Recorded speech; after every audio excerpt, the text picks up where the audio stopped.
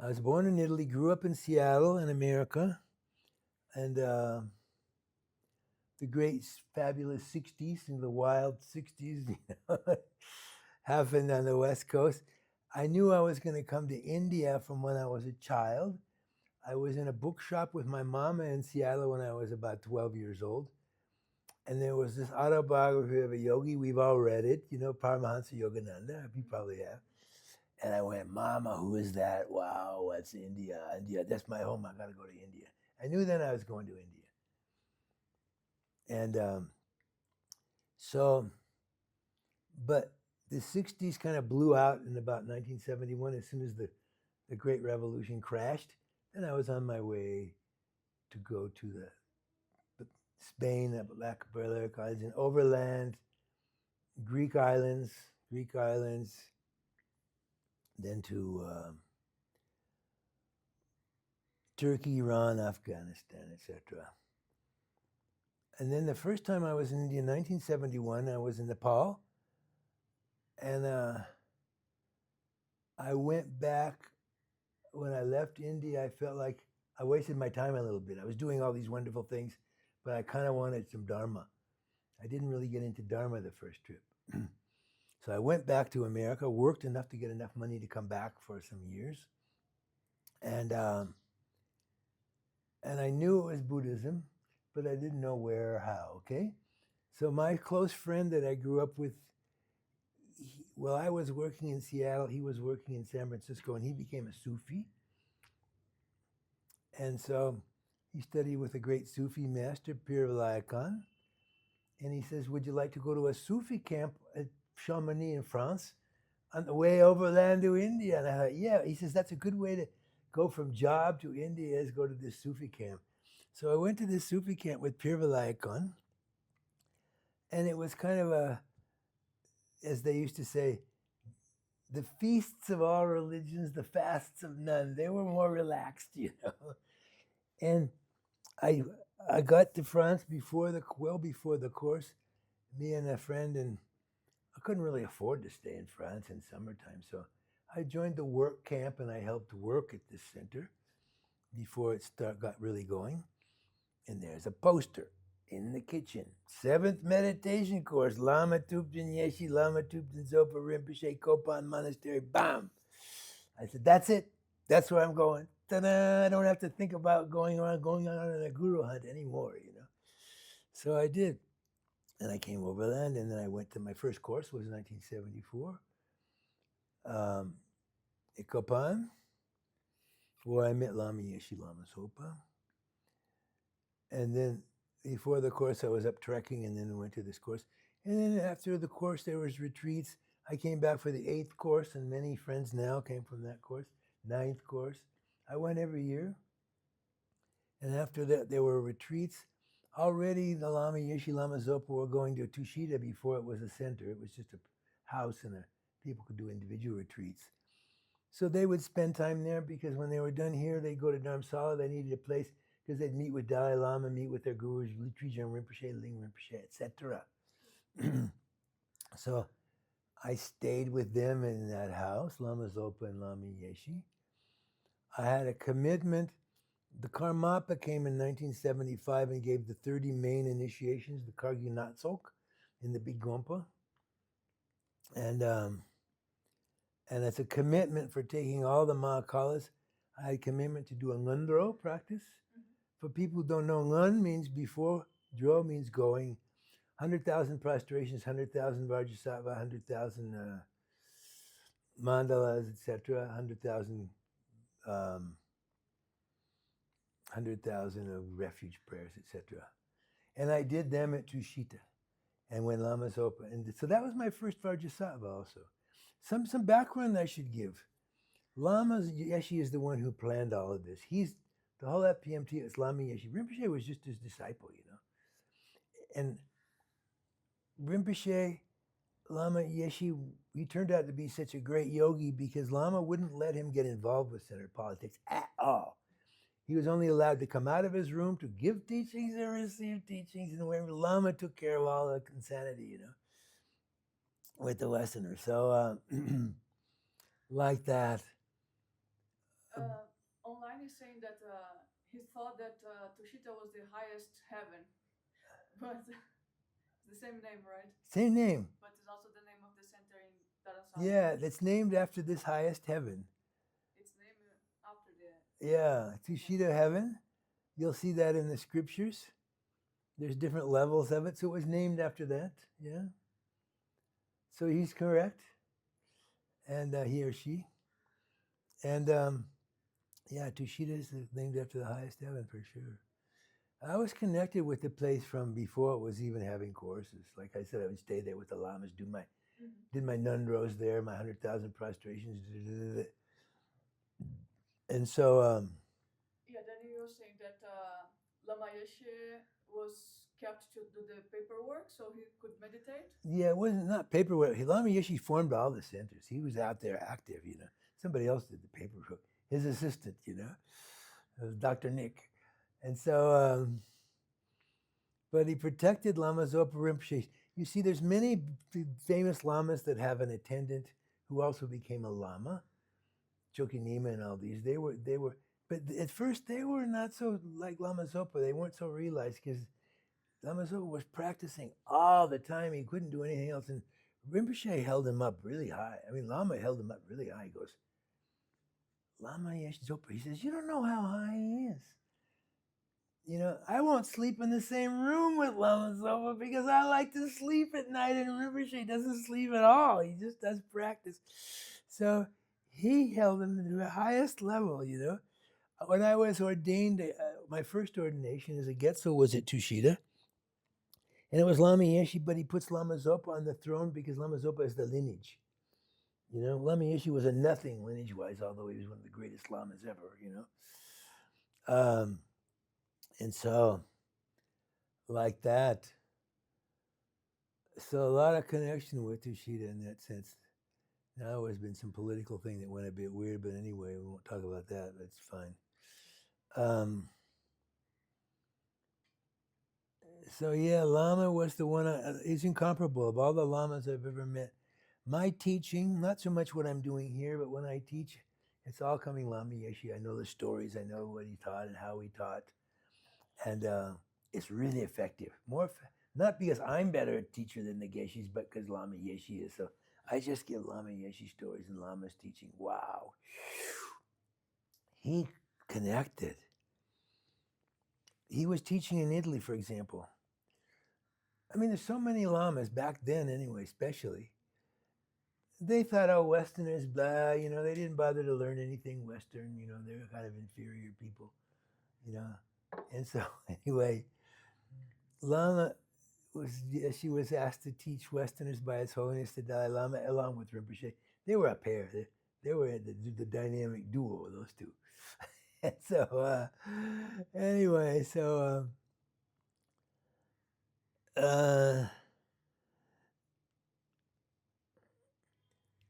like for what did you do? Huh? After your nondro in Tushita, what did you do? After that, not so long after that. Sorry. Put on a clock. Yeah, it was before I got ordained. I was practicing better as a layperson than as a monk in many ways. I practiced, did retreats, do. So at some point I got ordained. And after that time at Tushita, I went down to South India with a friend. Probably the most powerful Lama we ever met was just inconceivable. His name was Kyabje Song Rinpoche. Maybe you heard of him. He was this old guy with a beard. He was like the most powerful Lama in Tibet, maybe. And unbelievable stuff, So anyway, went south to South India with a friend, and then came up and stayed at the house of Song Rinpoche in near the monastery there near Ganden, and met him for the first time. And Lama Zopa, the first initiation that he gave highest yoga tantra was Chitamanitara. I went back again to Kopan. That was the 9th course. No, it was maybe the 11th course. I can't remember the number of it, but anyway, it was in 79. And so the first highest yoga tantra initiation Lama gave was Chitamanitara. So I attended that initiation, and I still teach Tara. What I teach is based on that one. My favorite thing to do is give retreats on Tara, not just blah blah, but we practice it, you know. So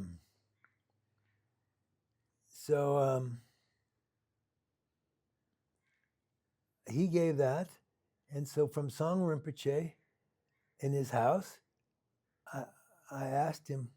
I wasn't going to ask him any. Would you give this? Would you give that?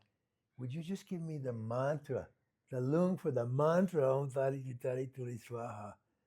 And he says, "Have you had an initiation from me?" I went, "No." He rolled his eyes back and he. I was out in the front lawn of his house with my eyes going up and down. He was so powerful. He gave all the initiation and they incredible from this Lama, inconceivable this Lama. And later on, one of the things that happened, and then I went up to Dharamsala and I got ordained at Tushita, Lama Zopa, as I mentioned before. But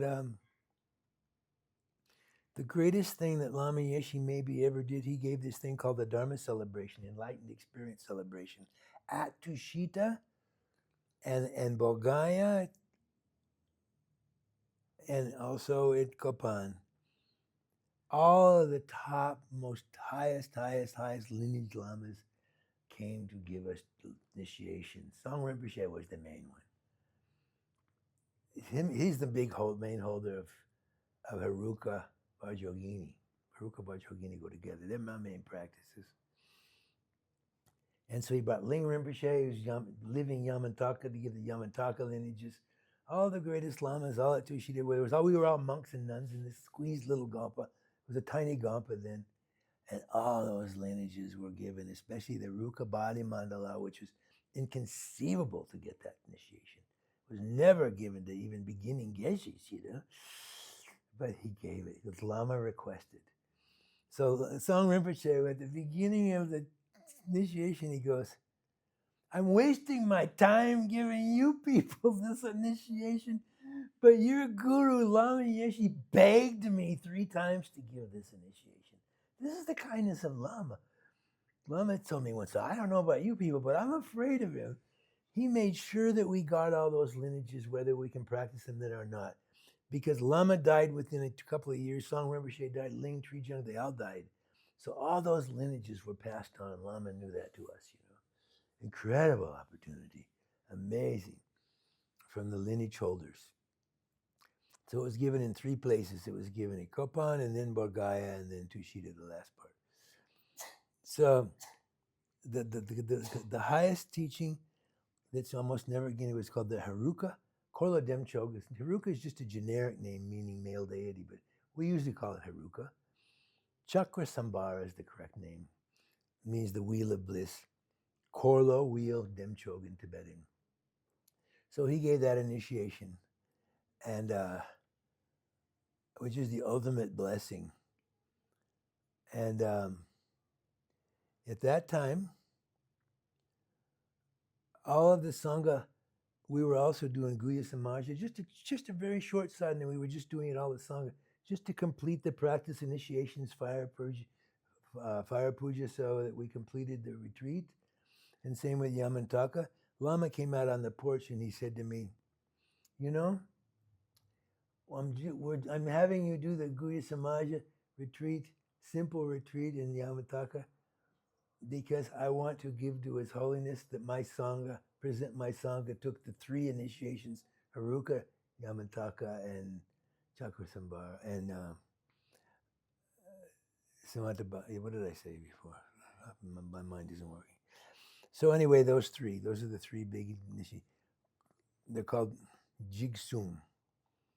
The three main initiations: Guhya Samaja, Haruka, and Yamantaka. And he says, "I want to offer the Sangha to my Holiness." They've had all 3. But he says, actually, it's about Haruka, he told me. Which I felt anyway. He goes, "It's all about Haruka." He says, "You people, we live in the Dharma ending age. We live in the Dharma, what are the three words for that? We live in the Dharma ending age.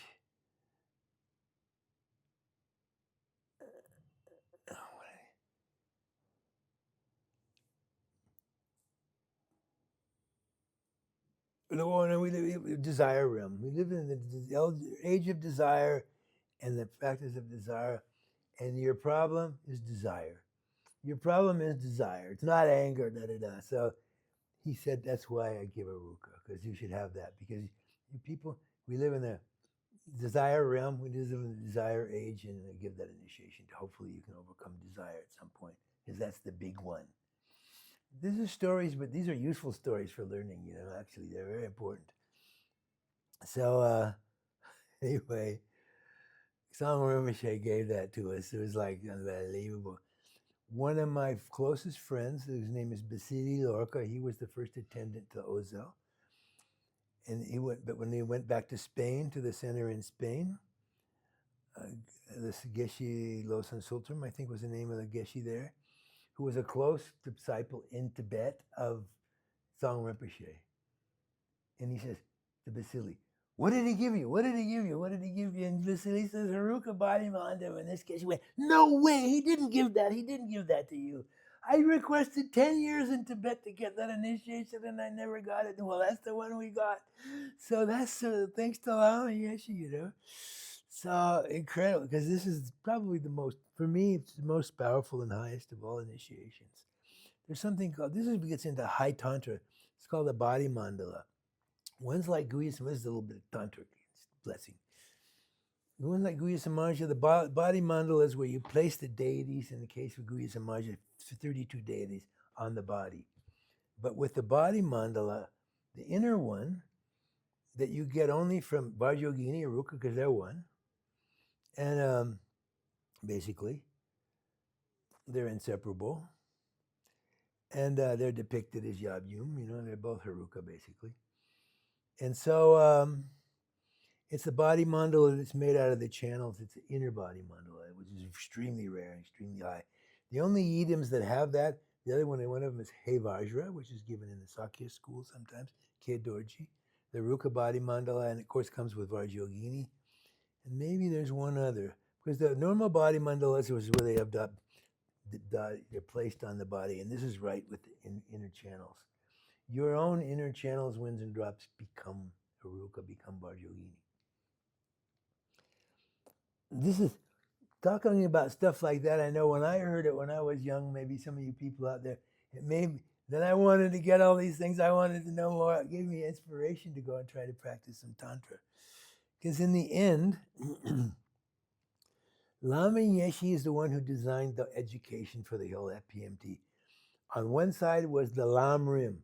The entire Lam Rim, for those of you who don't know, is the entire, from the beginning to the end, including Tantra, etc. It's the whole path, graduated path, Lam Rim.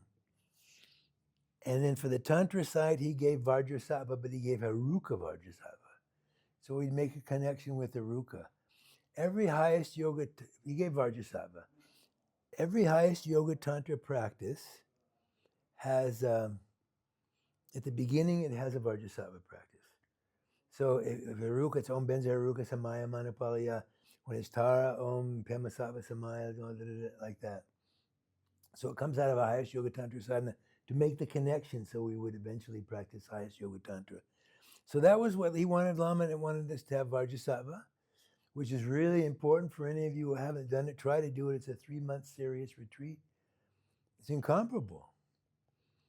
I did mine with all the rest of the Nandro practices that I had up in, as I mentioned before, I did my prostrations in that Vajrasattva. At Tushita, in a little cabin up above that belonged to Claudio and Massimo, back in whenever that was, 75 or something. And all this was before I was a monk even. I think I practiced better as a layperson than as a monk. How long did it took to finish the Nandro? That took about 5 months. Okay. That's moving along. That's moving, because some things I did together. because I took the Nundro commitment from the Karmakargyu tradition. It was given by the Karmapa in these big initiations as a commitment for taking the 17 Mahakalas. So I did them together, and with the Vajrasattva, because in that tradition, no, I did it together with prostrations, 100,000 prostrations, with the refuge mantra, Peldalama Dhammanamba Kapshuchi mantra. So at the same time I'm saying the refuge mantra, I'm doing the prostrations. So that's 2 in 1, but completed. And then there was a Ruka, Vajrasattva, which is really the essence. The reason they stress so much more at the beginning to do that one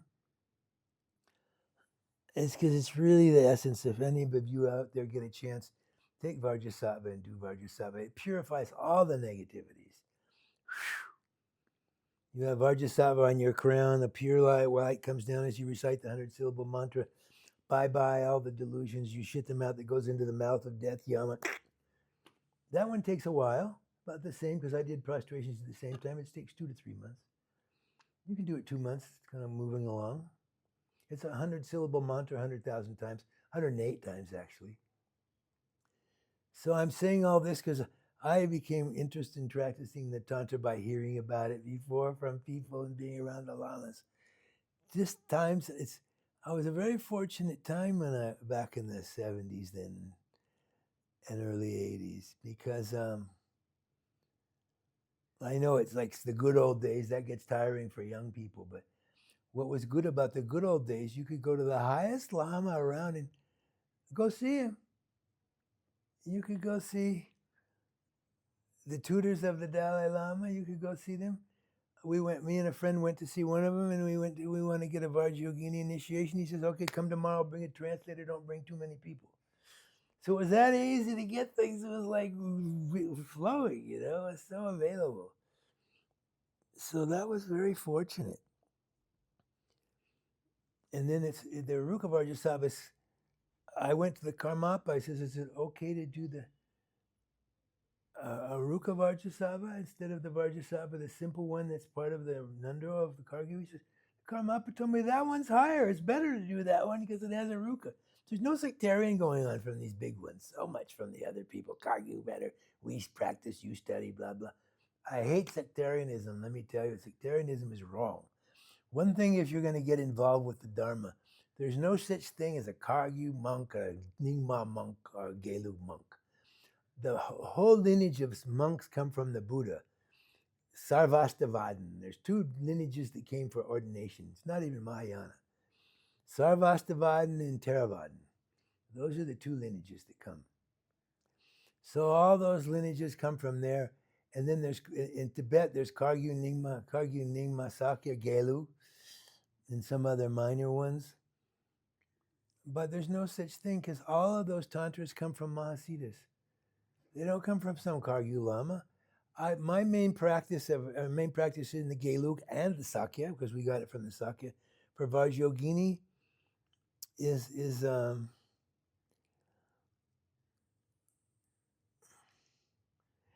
Naropa. 3 main lineages for Vajrayogini. One from Naropa, one from Naropa, one from Narokacha Maitripa, and one from another one from one of the tantric lineages. And one thing beautiful about here in Nepal, I'll take you there sometimes. Have you ever been to Parping? Not yet. Okay, well, Parping is the place of Naropa, the Naropa Vajrayogini. The Pamdingpa brothers brought them to. Sorry if I was going the wrong way to people, but I used to love that I got to hear all this stuff. And it inspires one to try and do the teachings. And so the Pamdingpa brothers were initiated by Naropa himself in Parping. And so that's where the lineage began. And then it went into the Sakya lineage. And so the Gelu, we got it from the Sakya, the Naropa, the Vajrayogini. And there's another, Maitrapakachu, there's a temple just if you go to Tamil, we're in Tamil. You go down, you're going to walk from Tamil down across the river. and then to Swayambhu. You cross the river, and right up there is the Maitri Temple. Very powerful place. I used to go. I'll go in there still one of these days, and do my practice there of Naropa of Vajrayogini. Nepal's loaded with these lineage places. Okay, so maybe we'll have to kind of go to what were we doing next? That's my guru. Excellent. It was a nice talk. Huh? Well, it was good to know your history. So maybe you do Four Noble Truth, and then maybe we need to go a little bit after lunch, maybe to Lorraine. Yeah. And Lojong, maybe we'll manage to do Lojong. Yeah, well, we'll definitely do Lojong because we'll do it. And people online is also happy. They are expressing. Yeah, because my effectiveness as a teacher is actually because it all comes from Lama Thubten Yeshe. Lama Yeshe was a communicator. One of my Italian friends, and Italians, everybody thinks they're, nobody understands me. I'm Italian, I'm French, I'm whatever, And one of my Italian friends told me, who later became, he says, Lama Yeshe was in Italy for 2 weeks and he understands the Italian psyche better than I do. And he meant it. That's an incredible statement because Lama, if he wants to teach to people, you teach according to their mind. It's the same Dharma, but according to their culture. Lama Yeshe, when I'm in Italy, he says, you people don't practice, you don't practice English Dharma because there were a lot of high people running the centers. You practice Italian Dharma, you practice mozzarella Dharma, same Dharma, but mozzarella, not uptight, like the English are uptight naturally, and the Latinos are more relaxed, and they were the better practitioners, mostly the Latins with the Lamas, rather than so Lama was like that. Lama put on courses. There's one woman, Frau Kauf. I like Jungian psychology. She was one of the closest to Frau Kauf.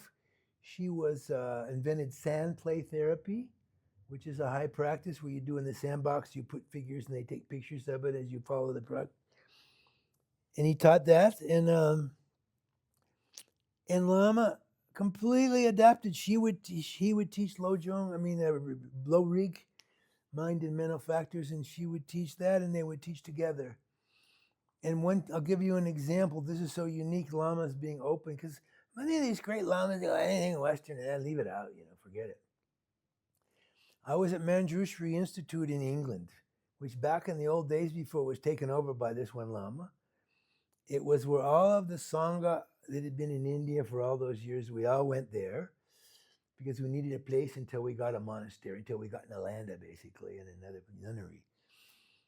So we went there, everybody went there, and so Geshe Tekchok, who became the abbot for the Sangha in France, he was there at the time, and that's where we started teaching the subjects for monks and nuns, low rig, ta rig, all those basic fundamental subjects that you take, that you study. And so, and then later we got Nalanda Monastery. Lama sent me to go there once and help to get this place going. And so practicing in front. In Nalanda at the beginning, all the teachings were Tibetan translated to English. We only had one French monk. So now maybe they have more for the French, which makes sense. It wasn't a monastery for France. It was for all international. From all nations, we had the Sangha there. So now I've got to get back before I go off too far. We're doing Four Noble Truths? Okay. So the first thing we left off with the story of the Buddha. He walked to Varanasi, which was an ancient city like Jerusalem. Outside of Varanasi is Sarnath. Maybe some of you people have been to Sarnath. And that was where there was the first turning of the wheel of Dharma, which was the Four Noble Truths. The first teaching that the Buddha gave, the Four Noble Truths. And so there's the truth of suffering, the truth of the cause of suffering, the truth of the cessation of suffering, and the truth of the path leading to the cessation of suffering. So there's something here that maybe it's good to clarify. Suffering is a bad translation. The Sanskrit word is dukkha, dukkha. And we have a thing for suffering. Oh, the Buddhists are all about suffering, suffering, suffering, suffering. I mean, a lot of it is, but dukkha and removal of dukkha. Dukkha actually just means tight, and the removal of dukkha means open. Open, relaxed, good, Because I remember when I'm teaching in Spain, these words like sufrimientos, all these words, it's like they're so connected that with the old religion, it's like, oh my God, suffering, everything's suffering, suffering, suffering. You got to confess, So that's very conditioned by the Catholic Church, how they understand the Dharma with the same vocabulary. So it's the truth of dukkha. And dukkha means actually tight-minded. Dukkha means like completely tight and closed, and sukha means open.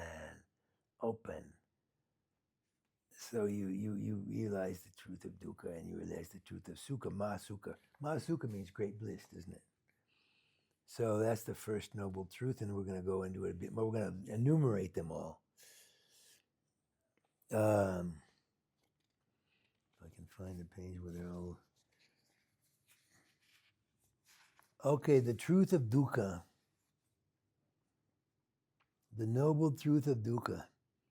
Dukkha. It means dissatisfaction. More than suffering, it means dissatisfaction, anxiety, etc., etc. So the 8 general sufferings within the lives of humans: birth, old age, sickness, and death. Remember our friend the Buddha Shakyamuni?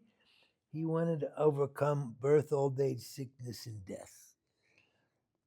And so we think, well, birth, how can that be a great suffering? Birth, we have a baby, we have the baby room with all of the cartoons painted on the wall. There's nothing more beautiful than that. But what the Buddha was talking about is something much more basic, It's like, it's said that the pain that can be there for birth, not for all women, a male couldn't do it, couldn't handle it, So what do you think this little baby, this little soft-headed thing, this pushed through this little hole, it's traumatic. One of the main reasons you can't remember your past lives is because you can't get past that process of birth. It was so traumatic when you're just getting born and you're squeezed between your legs and coming out like that, So when you try to go back through lives, there's kind of a block at the time of birth often. And I know now it's like there's born smiling, people born underwater, they have all these other things, but still, and some women I know, they did just fine, boom. Especially after they had a few, they were popping them out like crazy. Oh, no, let's do that standing on my head, another baby. So birth, that's why they include birth as one of the things of suffering, because for the child, it's actually pretty traumatic. It's the most traumatic. You start out with dukkha, and then old age. Yeah. Now I'm 77. I can speak a little bit from experience when some of these things start becoming a big hassle. Yeah, old age. And we go back to the story of the Buddha. He went into the 4 gates. He saw an old person. And then he went through all those different things that he saw. And a sick person and a dead person. So the first of these is birth, old age, sickness, and death. So you don't have to be too clever to meditate in old age, but we start losing our senses. We start losing our hearing, slow, weak, senile, pissing our pants all the time. All these things are things I can attest to, and like that. So anyway, old age is tough. It's pretty tough, actually, because you start getting more forgetful, etc., etc. It's 77. I'm pretty good for 77, although I have these problems with walking and stuff now. But when I was already 70, I went my second time around Kailash. That's a serious walk, So And I thought it would continue like that. And I mean, some of these things I think I'm going to get over. One of my main problems at the moment, because I had this pain in the back, I got weak. I have to walk every day of my life. I'd walk and walk up and down hills preferably.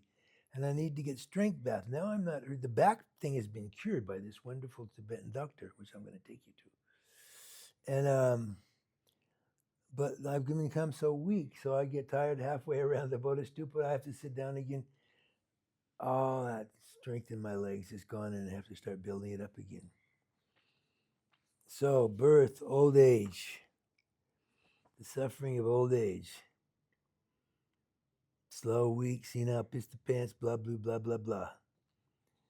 And then all the stuff we do to deny about the old age, you know. I bring up my sister. I have a sister. She's eternally youthful. She's eternally the California girl. She's always 30 going on 16, 40 going on 16. Now she's 80 and she plays in the tennis league and everything. But I remember when she turned 40,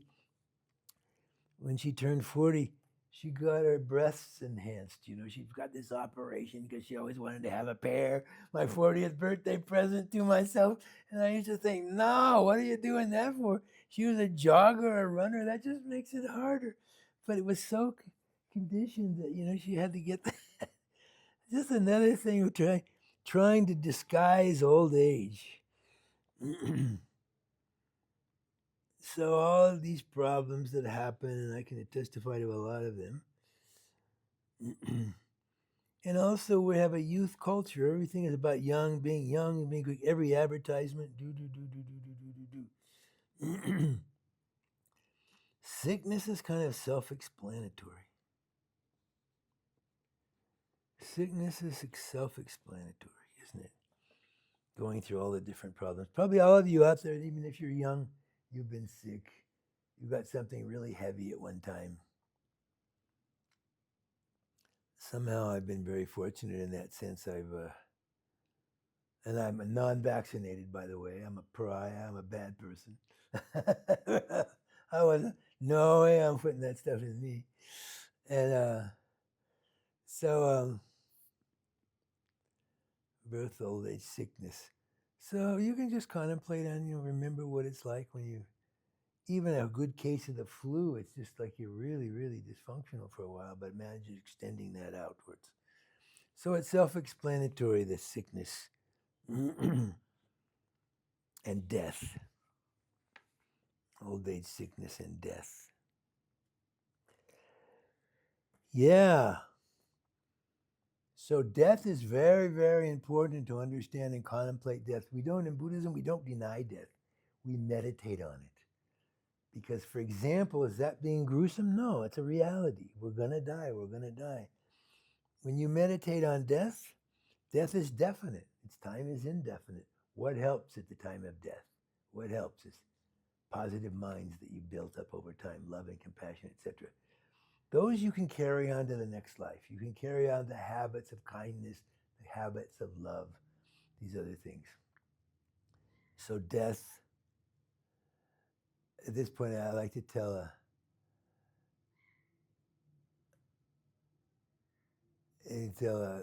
we quote the blues,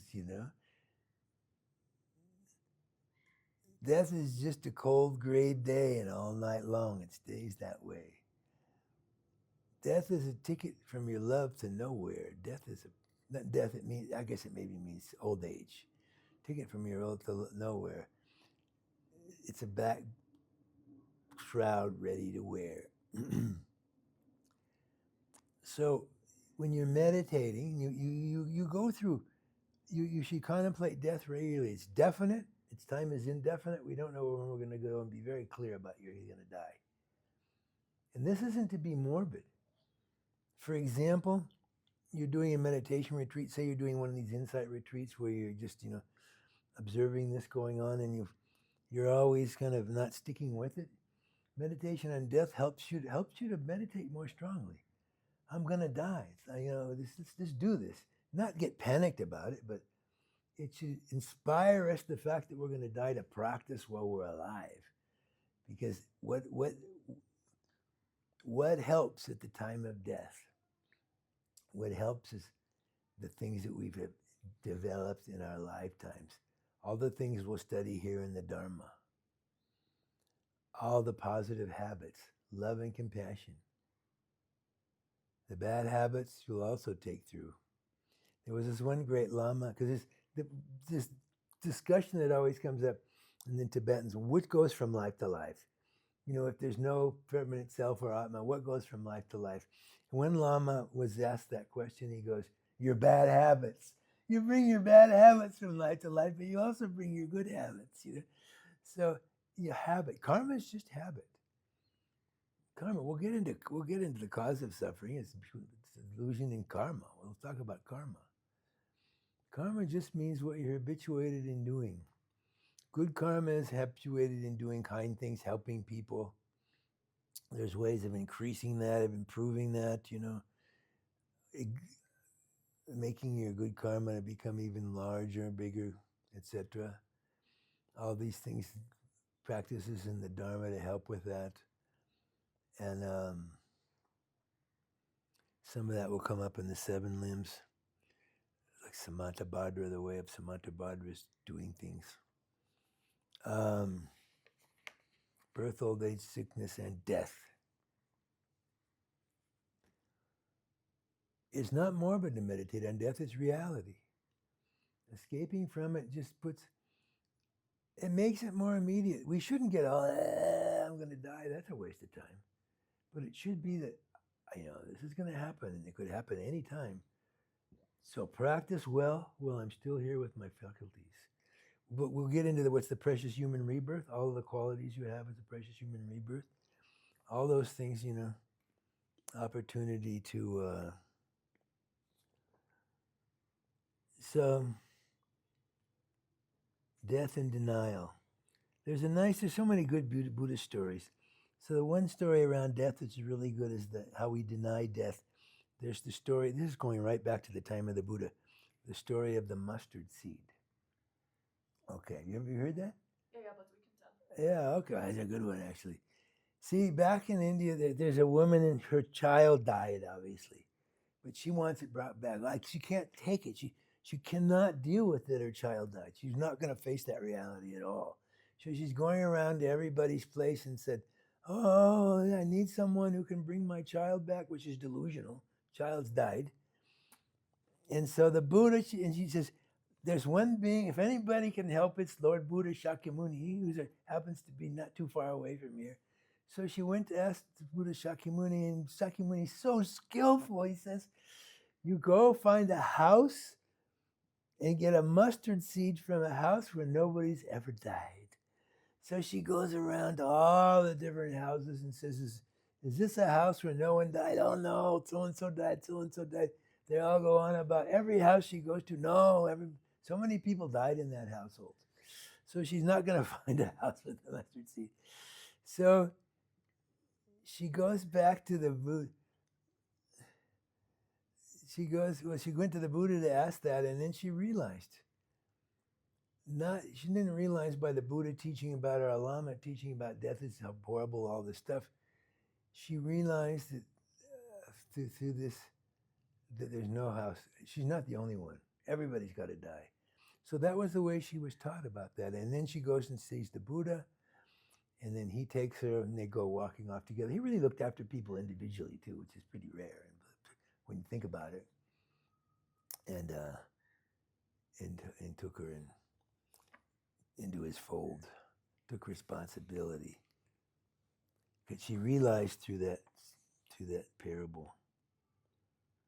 And then the next ones are being separated from what we desire, meeting the undesirable, the dukkha, suffering of not finding what we seek, and the suffering of having a body, which is a magnet for suffering. So being separated from what we desire. Oh, being separated from what we desire, that's the biggest one. Every song, every poem, every thing in our culture is always about my baby left me separated from what I desire.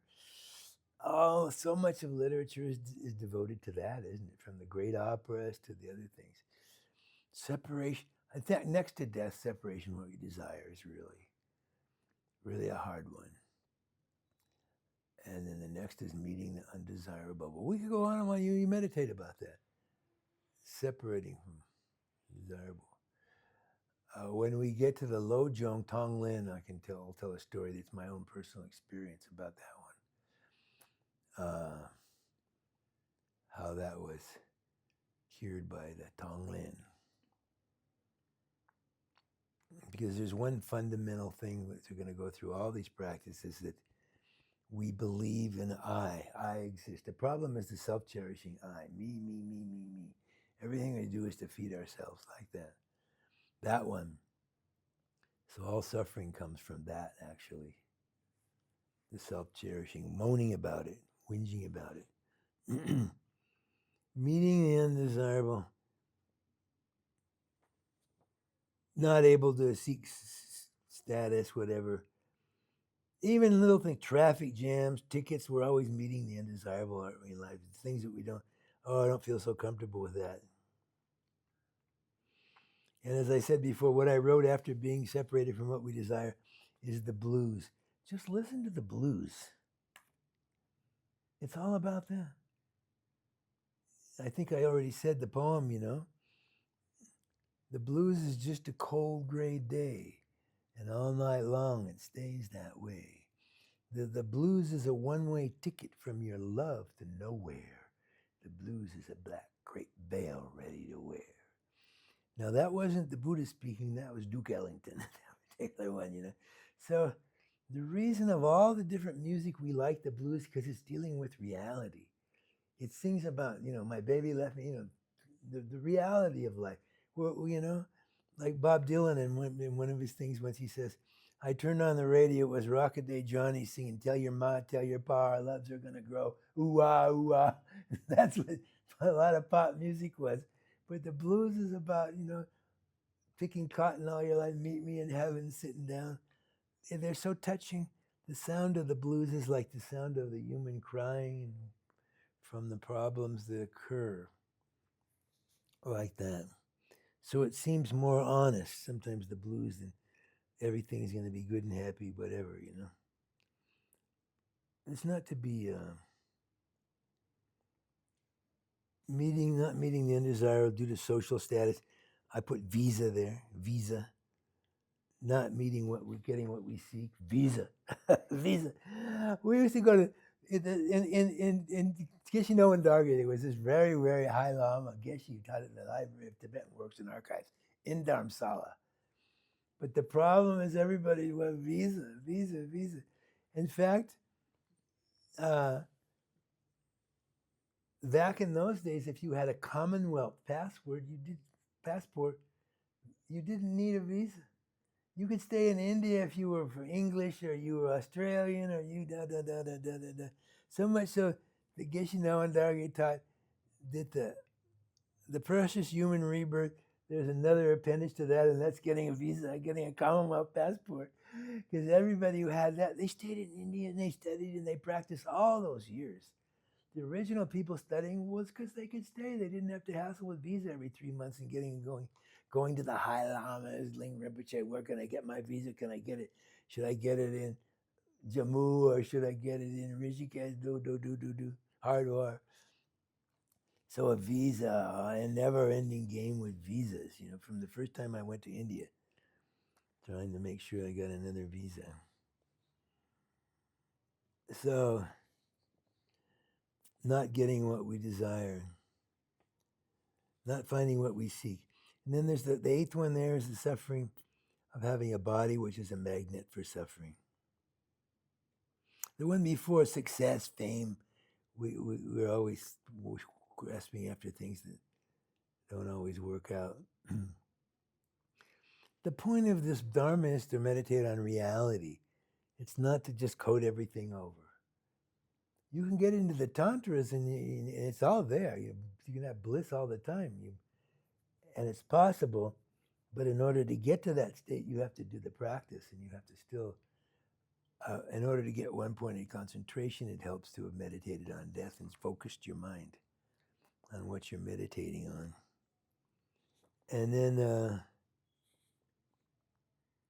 having a body. Just the fact that we have this body. There's all sorts of obstacles. All kinds of illness, all kinds of worry. You can just, it's endless. There's always, right now I can barely stand up. I need a stick to walk. And for a while, it's like, wow, And I was somebody who was active. Even now I'm 77, but even at 74, I went around Kailash, doom, doom, doom, doom, doom. I'm here forever, Well, I mean, up to up to 18,500 feet, up to 5,700 meters, no problem at 70. And now here I am going around with a stick, and hopefully this is temporary. I'm going to get some help. But still, things start to go downhill. Eyesight, I've lost my left eye, sight in my left eye from macular degeneration. It starts going. So, because we have a body which is a magnet for suffering.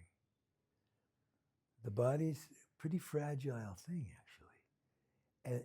And if we practice enough positive in our mind, we can, and many people, even though their body's suffering like crazy, they still keep a good mind, happiness, Well, this is just the way it is. They accept it, accept what's going on with the body, like that.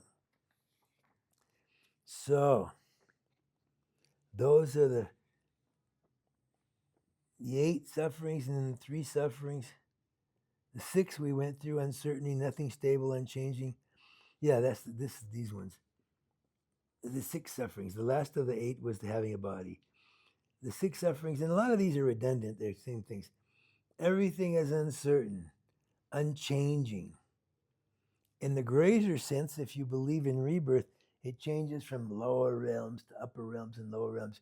Maybe we don't accept that. We think, oh, that's weird. But we can probably get a sense of it even within a lifetime. Some people get a good birth and some people get a bad birth at very, horrible circumstances in certain lifetimes. And how we deal with that. Dharma can help us deal with that. We can overcome all this. There's a lot of old lamas who went through hell, Sent off to Chinese prison, and when you go and see them at 90 years old, they're still just happy and really nice to meet beings who are quite realized. The Dalai Lama's pretty good. He's hit 90 now. 3 years ago, up to 3 years ago, he needed 2 people walking with him to help him. And then he went to New York and got us an operation done. And after that, he's walking again. I think now he's back to having somebody be there with him, sort of. And so, but keeping that attitude, even though the suffering's there, realizing it's there, not making such a big deal of it. So, then there's the 6 sufferings for all beings. Uncertainty, unchanging. So that's one. Upper realms, lower realms. The stock market crashes. The team loses. All this stuff. The team loses. The people got so caught up.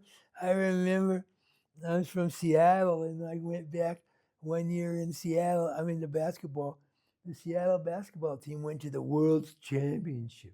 They went to the 7th game, and in the 7th game, they lost the World Championship. And my God, they're interviewing this one downtown Freddie Brown, this one great guy on the Seattle team. How do you feel, Freddie? I feel bad. I feel bad for the fan. I feel bad for me. I feel bad for the fans. And I feel bad for everything. Because that's how I feel.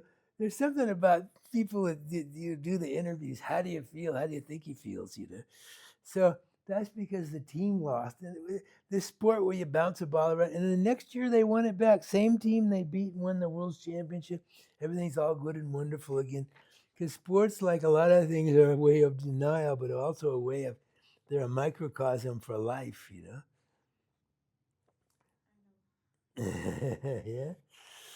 They're a microcosm for life. Yeah. And then having to abandon the body, greed, always want more. Pleasures are like salt. That's the next one. 3, having to abandon the body repeatedly. Then again, these kind of are, sometimes they're kind of redundant, but they put things a different way.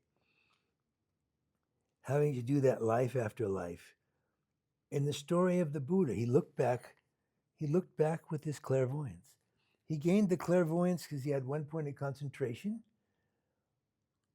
that he got from those 2 masters that he studied with. If any of you here get under there, get one point of concentration, there's a point where you can read minds and you can do all these things just because the power of one point of concentration in itself. In itself, it's not even a virtue, but all the powers that come. And with one point of concentration, you can very quickly go deeper into the other topics of the Dharma or anything you do. You know, Einstein had one point of concentration. He had very good concentration because you can stick with it, boom. Although that nowadays, I think I might have left it out on the Buddha under the tree. He sent all the beautiful daughters. He sent all of the armies. And nowadays, Mara would have just shown up and given the prince a cell phone. Bye-bye. Bye-bye. There's no way anybody on this planet can get one point of concentration and be involved with a cell phone. To get one point of concentration, you have to go someplace where it's just perfect conditions, perfect. Whereas even the medicinal plants, long views, and you have to do like maybe 18 sessions, back to the object, back to the object, back to the object. But nobody's getting it these days. Even big lamas with the title, big title lamas of Tuku and stuff, they don't have it because of the distraction. And for sure, I don't know, many of you in your life, cell phones came along well after I got involved with Dharma. And how much time do I spend on this thing? In fact, I'm going to have to open it here because I have a list of some of the things we're going to talk about, which is handy. I sent an email to myself when I looked up some of this stuff. So yeah, we're always distracted. It's like ha, the people who run the world. Everybody has to have a cell phone. You have to have one, in a way, It's really, really incredible addiction. Whereas people got along fine without them for a long time, But now you got to take away somebody's cell phone. It's like the end of the world. Even the rickshaw wallahs have them in India. Talking on the cell phone. So, always wanting more, having to abandon the body, endless births. And okay, so the Buddha under the tree, he looked back and saw all of his paths burst. This is what gave him the final boost. He looks back and sees with his direct perception all of his prior births, how they all ended up in divorce or lost the job, again and again being born in and starting out, this, and in death, again. Seeing that cycle was this direct perception of his, and that gave him the final push to get fully enlightened. To be able to look back and see. Imagine if you could look back at all your past lives, My God, unreal, Even on a general level, I think I had some examples here. I remember there was one guy, he came to Dharamsala. He was a close disciple of Dalai Lama. He was an Indian man. He became a guru in his own right. He studied in Dharamsala. And for him, he'd gone to elementary school, junior high school. He went to college, a graduate school. He went through 30 years of education, which many of us do, Once you get your bachelor's degree, then you do, and then you write your thing. And he says, what keeps him, what he meditates on.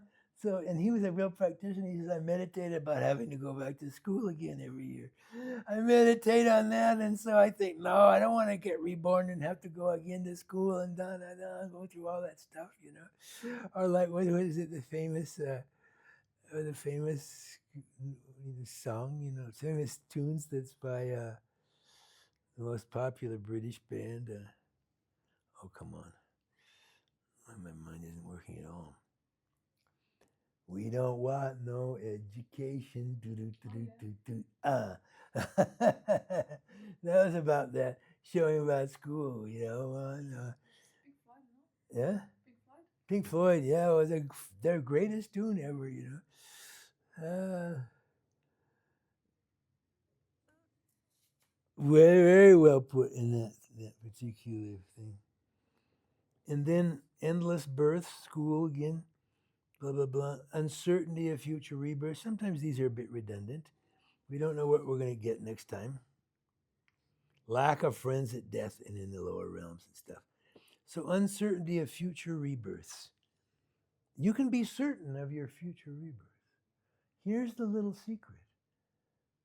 Generate loving kindness and compassion. If you generate loving kindness and compassion, and those become your habitual ways of being, you're guaranteed a human birth. You're guaranteed. You can say, I've done this, I can die happily. And that doesn't mean a majority of wasting time and doing all the other stuff, but if it's really, that's your emphasis. That's why some of these great beings, they die, and it's like, they're not Buddha yet, but they just, they're looking forward to their death because they're going to get a rebirth.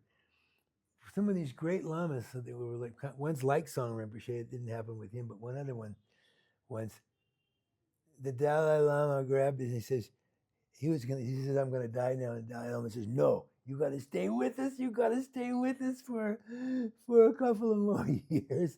And he's going, no, Your Holiness, please. I just want to get a new body. I want to get a new body. This one is so painful, so fucked up, you know. So like that, you know, they go through, it's like, I'm not afraid of death. You can die smiling if you know you were kind. If you're a good person, you can die. You can die. And there's ways. When we get to the cause of suffering, we're going to get to karma and klesha, and some of this stuff can be discussed more. And we're just about there. Old age, sickness, death, attachment to our body, life, loved ones, possessions. Worry might be painful, frightening. We won't, etc., etc. So now we got to go to. Those are the sufferings, dukkha. How are we for time? We have 15 minutes. For the whole thing? No. Then we have lunch. Then you have lunch. Then we have 1 hour and a half. Okay. Ah! Well, if we get through good. So anyway, the cause of suffering. Do you people know the cause of suffering by any chance? Do you know? Ignorance. Karma and klesha. Of course, ignorance is a thing. The causes of suffering are karma and klesha. Klesha means, you know, the delusions. She mentioned ignorance, all of the different delusions, greed, etc., etc. And when we're at karma, then we can start defining these things more carefully.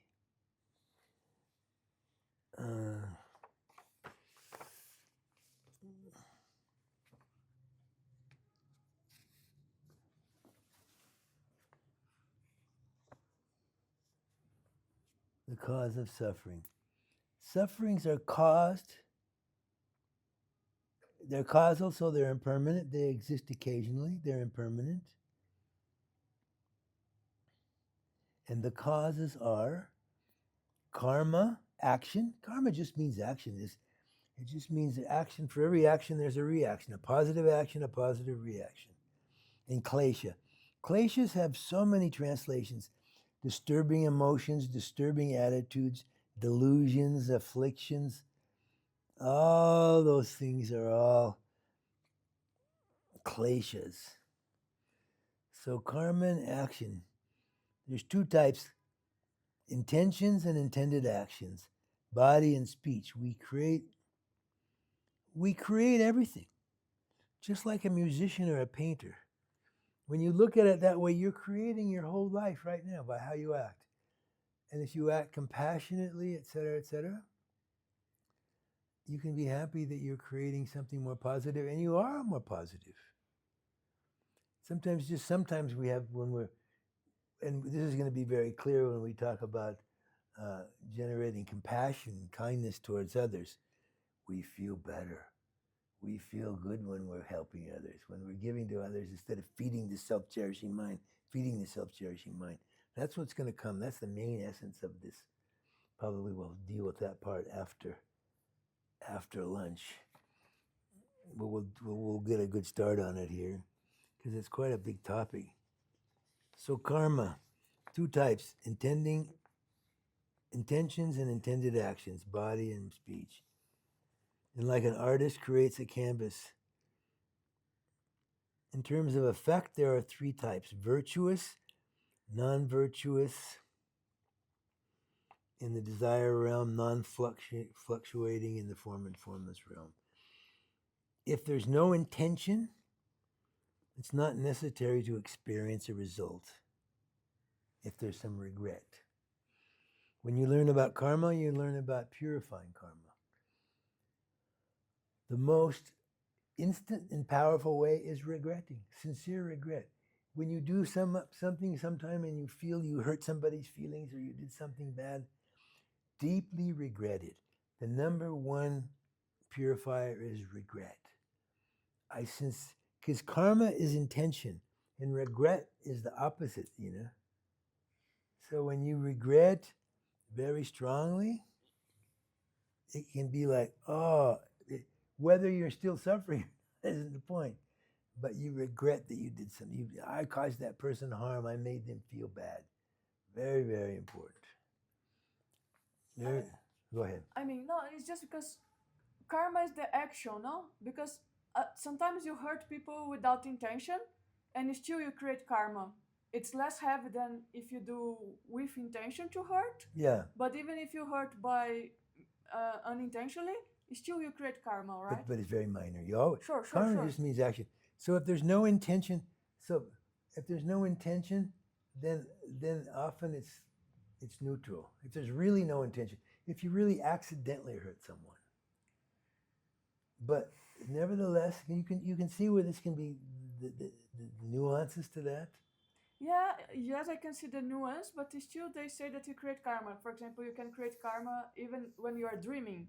So you have no intentions there, but you still create karma. I think when you're dreaming, it's just more the results of your karma from before. But you remember doing something wrong, etc., etc. Maybe not, but it's minor. Sure, it's minor, yeah. It's minor. It's really minor. When something is inadvertent, it doesn't have the negative intention. I agree. The intention to harm someone. There's no action. Action has to have intention. It can be fairly neutral, but there's no such thing as an action without intention of some kind. But it's not always a negative intention. There's something that's bothering you about it. What's up? Yeah, because for example, I will give a silly example, right? So if I step in your foot, I hurt you by accident. Yeah. But still, I feel responsible for that, and I think there is something there, Even if I did this without intention, I feel responsible that I hurt you anyways, and then this has an impact on you. And I try to honor that, being sorry and regretting, and try to make it up for. Well, it's very minor, the fact that it's totally inadvertent to start with, stepping if you didn't have any intention to step, and then some of these things bring up, there's a lot of situations where we kill without any intention. Let me give you some big ones. When you're in some place like a desert place like the Southwest, you drive your car and thousands of insects get killed every time you drive, and they're splattered all over your windshield. So but then as an example, just by having a body and some of these things. But some people, if they're very, very pure, they wouldn't do that. And the other one is if we take a walk, this body creates negativity. Just like you said, you step on somebody's foot, not somebody's foot. You go to take a walk because I want to take a walk. It makes me feel good. How many animals do you step on when you're taking a walk? So, but it's very minor because there's no intention. And it depends on the object also. killing a mosquito is not like killing a saint, or killing someone who's evolved. Killing someone who is on the path or has potential in this life to improve themselves, which mosquitoes don't really have a chance to do that very much. Yeah, but still there is karma there. For example, there is this very famous teachings. I don't remember who belongs now, but it is someone that set up a electric fence to kill mosquitoes.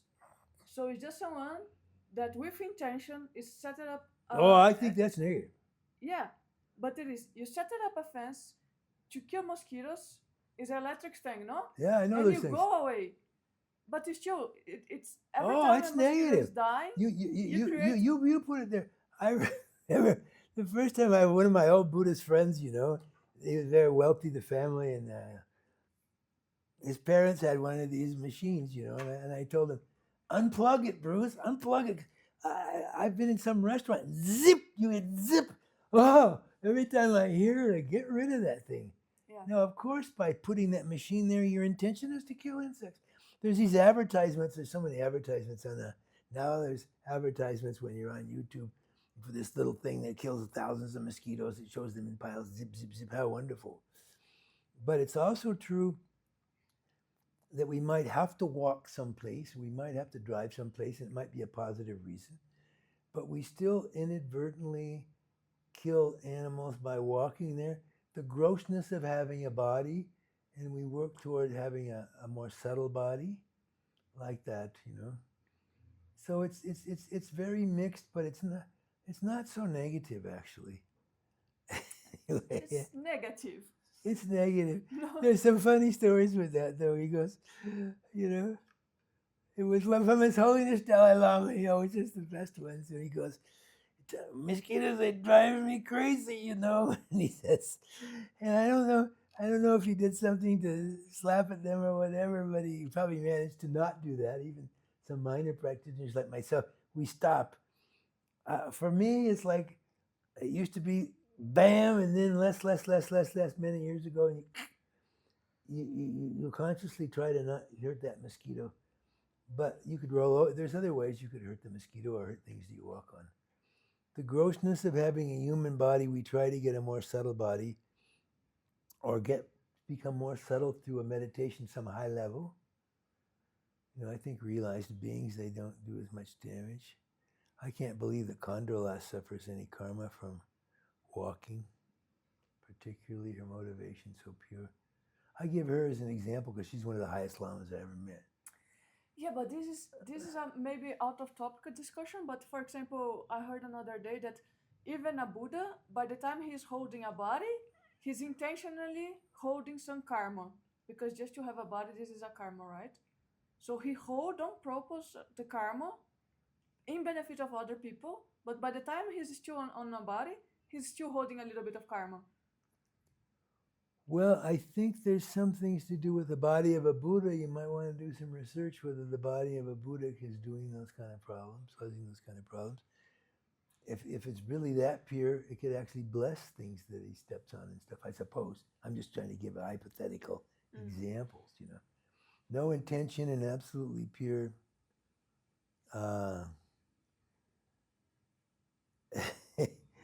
It comes back to this Dalai Lama was giving a talk in Delhi, and some birds are bullying the other birds, and he says, I went and got my gun, and he goes, BB gun, BB gun, BB gun. It wasn't a gun that kills, because people are going, oh, yeah, because he's trying to save the birds that are he's not killing any bird with it, but driving the ones away that are killing the other ones.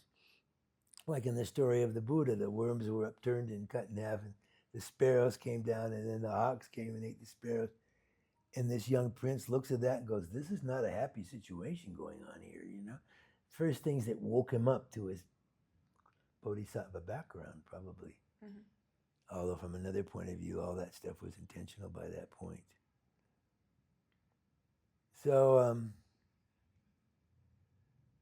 yeah, I know. I know riding in the car with Lama Zopa Rinpoche driving or being in the car in South France and, something on the road there. Don't go. It doesn't matter how small. he'd say, no, no, no, Mm-hmm. Go a different way, like that, which kind of affirms a little bit what you're saying. He wasn't driving. He did. People, we're taking you here now, Rinpoche. We're taking you here. Yeah. It's until you're awakened. There's still some obstacles, but they can become pretty minor by that point. And you can, by that point, if you can purify anything, even someone by having the right purification methods. And that's why I was saying one of the root ones is regret. And then there's the other ones like doing Vajrasattva with mantras again and again, thinking of what's done. And we observe all the white light going, dark going out and the white coming in. We can become pretty high states, and it's pretty minor. But someone like Rinpoche would just, oh no, don't stop the car. Yeah. There's an animal. And also when he stays in my house, I have firewood. He made me check every piece of firewood to make sure there's not any insects in the firewood, check it. Oh, gotta check every piece. Yeah, he's very careful. Rinpoche is, I won't say extreme, but it's as total as it can get with stuff like that. He's so perfectly pure with everything that the guru says. And I don't think that's always beneficial. One guru that he had, one great high being, says, when we do that sog offering, we should use the calendar from your place of birth or something like that, not just the calendar of the day, sun where it is, And I don't know about that, So all of a sudden we couldn't look up a sog date. It had to be the time in India. Mm. And so if you don't live in India, you had to do your sog offerings according to India. Because Rinpoche took it very literally from this master, but this master also probably wasn't very tuned into, frankly, he can be very realized and not tuned into these kind of things, So it's so funny, and all of a sudden the whole FPMT has to do their sog date on the wrong day from when they're living. They can't look at their own calendar. So, Rinpoche can be pretty, I won't say fanatic, that's not a good word for Rinpoche, but yeah, he can go pretty strong on things. There is one line comment that it is Lama Zopa Rinpoche used to pray for any animals. He saw a dead one on the street. He would tell his driver to stop and let him pray, maybe dedicating our mantra recitations to the beings. Yeah. We unintentionally harmed by being in samsara could help. So he's saying that if we dedicate our prayers or mantras to the... Yeah. But the original beginnings of the conversation wasn't just making some negative karma, it was getting a positive rebirth. Because if your habit is more kindness and helping others, conscious of others, you will get a good rebirth. There's the two things that give a human rebirth, which is considered to be the best one. We'll talk about the precious human rebirth after lunch. Mm-hmm. And the one is morality, and the one is generosity. So morality of not killing all these things, you guaranteed you get a human rebirth. But if you want to get a human rebirth, because there's some pretty shitty human rebirths, if you want to have a human rebirth with all the other good things happening, they're created by your generosity. Not only human, but you're giving. So you get all the other things that come with you besides just a human rebirth, a good situation, But one of the really important things is if you have a guru connection, you pray to meet this guru in the next life, etc., etc. They take care of a lot of things, just this guru devotion. I was going to open this whole thing with guru devotion, maybe a few words now, because that's hard for people, guru, this whole guru practice, The Dalai Lama, Dalai Lama was always totally practical, and Lama, they never contradicted what I think is a right to have my own common sense and reasoning. Lama Zopa breaks it like all the time, but not His Holiness. So what was it? I'm giving the instances of the Dalai Lama. Well, there's that one I told about the BB gun. Lama Zopa was giving this mantra some years ago. He painted this mantra when he stayed in my house for 5 weeks. He painted this one mantra that he was giving to everybody, and he says everybody who says this mantra, they purify 80 million eons, not years, 80 million eons of negative karma. I don't have any basis in Dharma scripture or anything else, but I rejoice that Rinpoche thinks that way. Can you understand? I say I don't know about that, but I rejoice that he has such a pure view. And I thought, this is great. He painted on a rock. He stayed at my house for a month. That meant if I have a few glasses of wine, come back from the neighbor's house, I just purified millions of years of negative karma. Great, I love that mantra. And then there was another thing. There's certain things where I had problems. His Holiness the Dalai Lama and Lama Yeshe never contradicted this common sense sort of thing. Where some things I thought were a little bit for a while with Lama Zopa Rinpoche, there was this thing with prayer wheels, you know. I like prayer wheels. I've even have one, I think, you know. But it was like prayer wheels, every turn purifies a million, zillion years of negative karma. And that doesn't work for me. I think, well, it's got to be the mind that's got to be changed, isn't it, Rinpoche? And so you had all of these nuns in the front row with these very expensive prayer wheels, doing prayer wheels. And right when I was having some doubts about prayer wheels, the Dalai Lama shows up, you know. He was giving a teaching on the Lama Rinpoche in Dharamsala. Yeah, we'll click it after this one. It's a good one to end with. He was giving teachings on that. And he would just talk about general topics. And so right when I was having my prayer with crisis, I happened to be there, the Dalai Lama went, prayer wheels, I don't really see the point. And I'm going, and then he says, no, that's not true. The old Amalas that sit in the front row that fall asleep in my teachings, drop their prayer wheel and it wakes them up. I love that man. I mean, he just turns things like that, you know. We can't say it's useless. They drop their prayer wheel and it wakes them up. I can't say they're useless, you know. He just puts everything in interesting light. So I guess we should probably go to lunch on that one, huh? Yeah, let's go to lunch. Okay, yeah, prayer wheels. 100 million aeons with every turn, you know, on the wheel. Because someone who told me, but it doesn't make me go down. Rinpoche, wrong view. It makes me go Rinpoche. I rejoice in his expanded mind that works for him, you know. But for me, I can't grok it with the teachings of the Dharma that walking by this one mantra painted there is purifying 80 million aeons, or the prayer wheels. Nobody's wrong, but it's like, he's certainly doing everything pure all the time. So we're going to go to the lunch. Okay, online people, we come back a little bit after 2:30, okay? 2:30 Nepal time. Thank you. Online people that I don't get to see, turn the thing. Online people, stay there a minute. I want to see you. She doesn't show me you. That's just the one online person. Now, yes, before we have more people. Before you have more people. Hi, brother. What's happening? It's nice to see people. When I see all the people, I can see some people are having trouble digesting certain parts of the Dharma. And then I can kind of adjust the teachings according to how people look like they might be taking it. There's many ways of presenting the same topic. But anyway, nice to meet you at last. Maybe she'll turn it around sometime when there's more in the room. How long has it been just you? The whole morning? No, just this last session. Oh,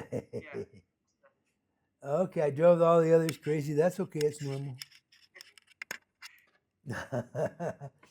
Lama Zopa used to do it too. He used to teach, and he would teach, because Lama Zopa would teach all night. I've been to many torches with Lama Zopa back years where he went 24 hours. He went till morning, initiation till morning, you know.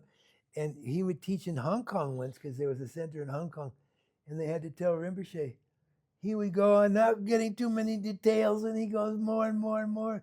Rinpoche, these people have to go home from work. They came here after work, you know. It's like, okay. Just one more thing, just emptiness, just guru devotion. Those are the things that catches the most, you know. Oh, especially when he's talking about the guru. Oh, my bless him.